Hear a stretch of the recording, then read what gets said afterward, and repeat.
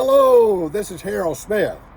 This is part 4 in our teaching series on learning how to live my life as Jesus would live my life if he were I. And I'm here at my daughter's and son-in-law's home. It's I'm here on a little private lake. It's a favorite place of mine to have my devotions. Let me just kind of turn it around so you can see. It's surrounded by trees, a lake. There is a little chair. There's a fire pit, and I have Harley with me today, and he's my buddy. Today, we're going to be learning how to have a heart that is free of anger. Before we do that, I want to make one more comment about Matthew chapter 5, verse 20, where it says that our righteousness must exceed that of the scribes and the Pharisees in order to enter into the kingdom of heaven. I want to just define, what does Jesus means when he says the righteousness of the scribes and the Pharisees. And he explains this in Matthew 23, where he describes the scribes and Pharisees as doing good things, but they do it for show. They do it to have praise, to be honored. It's outward performance without inward transformation. And that's what Jesus means by the righteousness of the scribes and the Pharisees. It's all a show. And he talks about this also in Matthew chapter 6, and we'll discuss that in one of our sessions, where the scribes and the Pharisees, when they give, they ring a bell so that everybody will know, hey, I'm giving something. They want to put on a show. When they pray, they go out in public and they want to be seen, and they want to be honored. And when they fast, they put all this doom and gloom and sackcloth and this so that everybody will know that they're fasting. It's all for show. So I want to make that comment. Now let's get back to anger. Both Jesus and Paul talked about laying aside anger. Just lay it aside. When in Titus, when Paul is talking about the qualifications of elders in the church or leaders in the church, he describes, you want a person that is slow to anger. And when Paul is talking about love in 1 Corinthians 13, he talks about love is not easily provoked. So both Paul and Jesus talks a lot about laying aside anger. So let's just talk just a minute. What is anger? Anger is a spontaneous emotion or feeling that just rises up when something interferes with our will. And anger in itself is not a sin, but it can easily lead to sin. An angry person is a dangerous person. And when this emotion comes over us, when something is interfering we want to push back. When we don't get our way, we want to push back. And when we indulge in anger, what happens is we will to hurt. And we know this from experience. When someone is angry with me, I already feel hurt because the person is angry with me. And so when we indulge in anger and we let it linger and we embrace anger, then we want to hurt that person. And that's the danger. And that's what happens when anger takes over And if we indulge in it, we can become an angry person. And Jesus says that we've got to learn to lay aside anger. And when we do not get our way, when something's interfering, we want to lash out. This feeling comes up. And most of the time, not only do we embrace it, but we feel self-righteous and justified in doing this.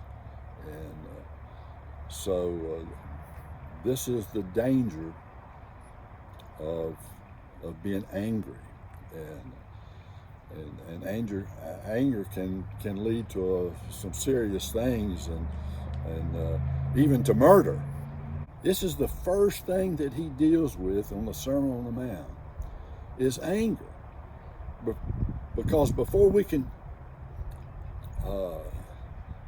learn any of these other acts of love, like turning the other cheek, loving our enemies, we first got to deal with anger. And so in verse 21, Jesus says, you've heard of old that you shall not commit murder.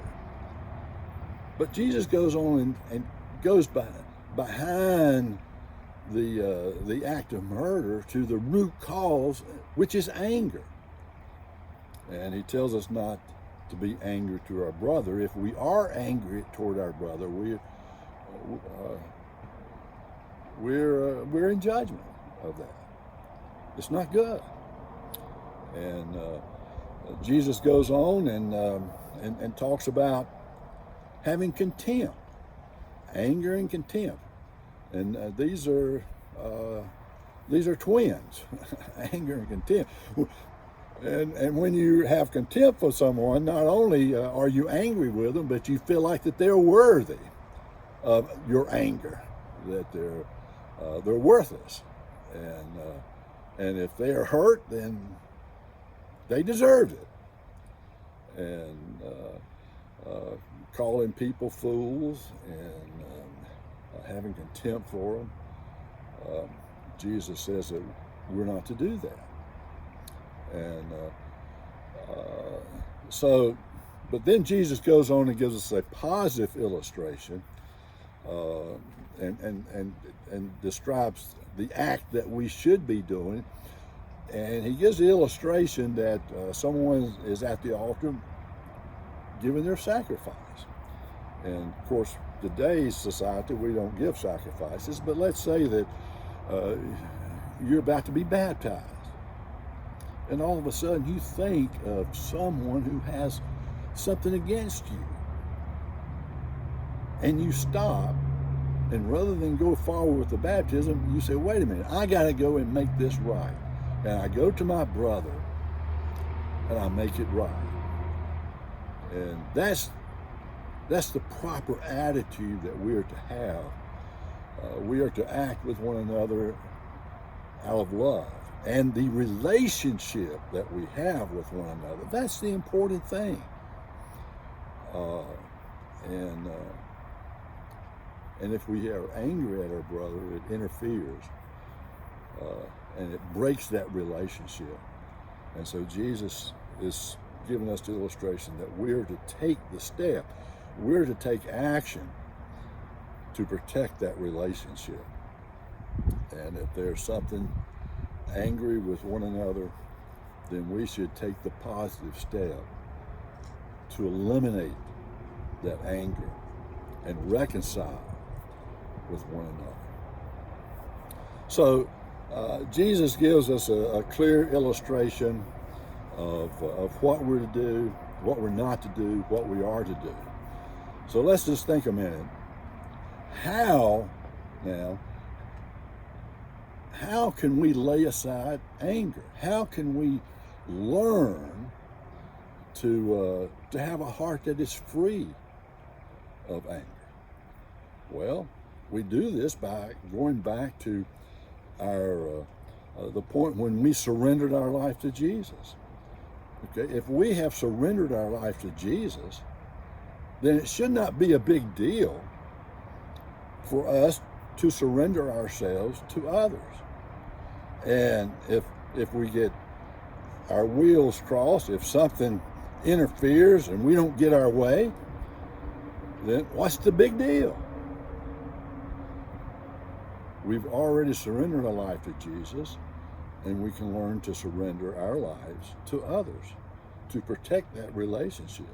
Lay aside anger. And it is something that we need to learn. And for example, somebody gets your parking space and you have to go and park 2 blocks away, then what's the big deal? Can you love that person, have compassion? Well, you know, they had a weakness. Can we be thankful that we did find a parking space? Now that doesn't mean that we don't and go and talk to that person and explain to them that this is an assigned parking space, and but we do it in love. We don't have to get angry about it. Now, if we do that, maybe the person's going to get angry at us just because we brought up truth. And then, what are we going to do then? Are we going to get angry? Or are we going to stay there and step aside of anger and you know, they can, you know, let them spew on us, but we can stand for right and we can hold our ground, but we don't have to get angry. We don't have to get angry. And this is something that, as I've told several in the classes that I've taught, anger is something that I have had to learn to deal with. And I'm learning. And I am learning that it's not a big deal. I am learning when you don't get your way, that's fine. Life goes on. In the kingdom of God, we are blessed. And we don't have to have and get our way on everything. But we can be grateful for what we do have. And let love overtake our lives. And let love be what motivates us to have compassion on others. And step aside from anger. It's something that we can learn with God's help. And we'll need to work on it. I've been working on it, and I can say that with God's grace, I'm getting better at it, and I'm learning. And I believe that you can accomplish more without anger than you can with anger. God bless you. Have a good day.